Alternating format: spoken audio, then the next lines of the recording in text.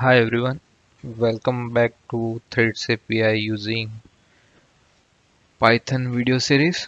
In last video, we have learned that how to set up resources to use Threads API, and we also learned how to get a user access token. But the user access token has a limitation that it is valid only up to 1 hour.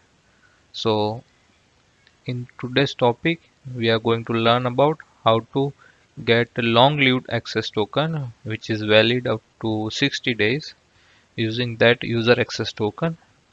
So basically, we are going to cover this page in official Threads API documentation that is within this get started hierarchy. And you can see here long-lived tokens are valid for 60 days. Yeah. So how to get that? Let's see. Let's import our modules. I already saved app secret and user access token in this config file, so I'm just getting it from it. And to get a long access token, we need to make a get request to this endpoint, that is access token, and we need to pass three query parameters. First one is grant time, which is th exchange token. Client secret is our app secret, and access token is our user access token that we generated in last video, right? So let me run that. You can see that's how you can get your long access token. Yeah. So now we have both tokens, but to verify whether our tokens are working fine or not, we are going to test one API, and to test that API we are going to